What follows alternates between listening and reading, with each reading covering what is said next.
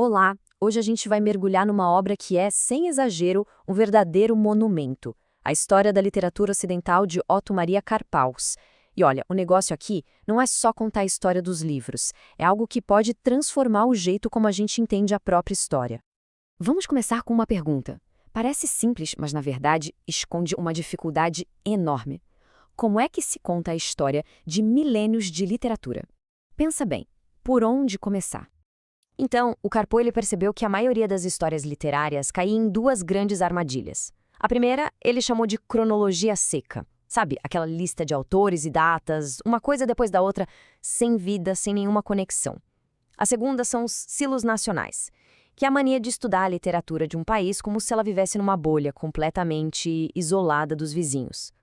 O problema é que nenhum desses métodos consegue mostrar o que a cultura realmente é, um diálogo vibrante, uma conversa que atravessa o tempo e as fronteiras.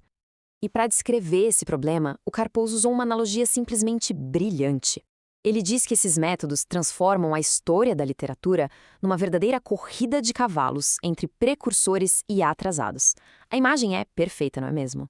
Em vez de mostrar a riqueza das influências, das trocas, cria-se uma competição que não existe, uma visão toda distorcida.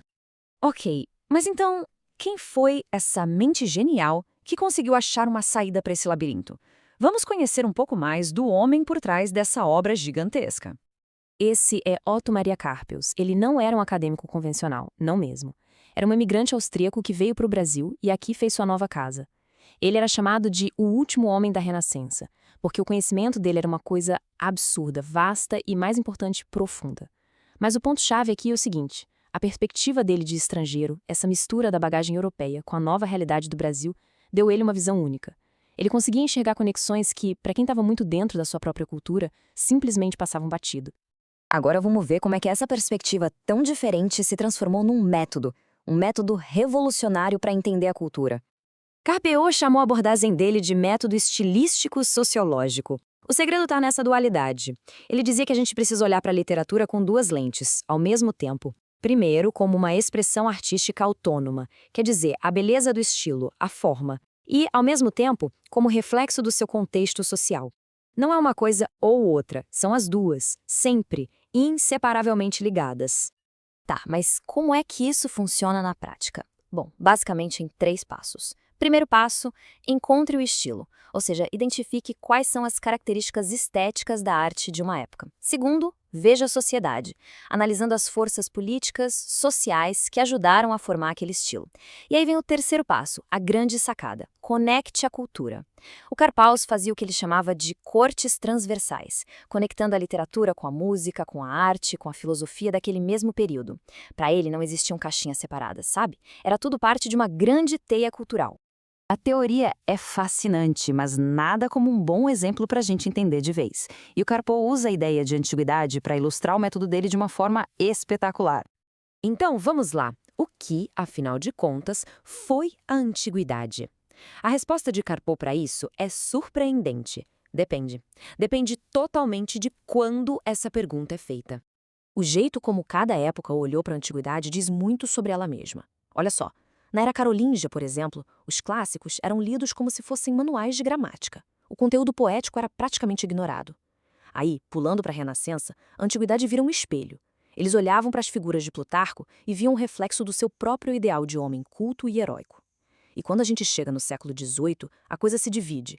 Os racionalistas olhavam para Homero com uma lente lógica ordenada, enquanto os pré-românticos, lendo o mesmíssimo poeta, enxergavam ali um espírito selvagem, quase bárbaro. É a mesma fonte, mas as interpretações são radicalmente diferentes. Para essas reinterpretações, o Karpeux criou um termo fantástico: erros férteis. A questão para ele não era se essas visões estavam certas ou erradas em relação ao passado. O ponto era outro. O ponto era que, nas palavras do próprio Karpeux, cada época logrou somente criar uma imagem da antiguidade segundo a sua própria imagem. Ou seja, esses erros, na verdade, não eram falhas, eram atos de criação. Cada geração recria o passado para conseguir se entender no presente. E tudo isso nos leva à grande questão. Afinal, por que isso tudo importa tanto? Porque nos força a repensar uma palavra que a gente acha que conhece muito bem: tradição. Hoje em dia, a gente tende a pensar em tradição como algo rígido, né? Um dogma que precisa ser copiado. Mas o Karpal nos lembra que, para os antigos, a tradição, que eles chamavam de mimesis, era o completo oposto. Não se tratava de imitação cega de jeito nenhum. Era um processo criativo, era uma modificação ativa, livre do que veio antes. A tradição era um diálogo constante, não um monólogo. E aqui a gente chega na grande lição do Karpal. A história não é um museu de coisas velhas, empoeiradas. Ela é a história viva de como nós nos recriamos o tempo todo ao reinterpretar o passado. É um processo dinâmico que nunca, nunca para. Isso tudo nos deixa com uma pergunta para a gente pensar. Se cada época cria o passado à sua própria imagem, como a nossa era será lembrada pela forma como ela olha para a história? Quais são os nossos erros férteis? E o que será que eles revelam sobre quem nós somos hoje?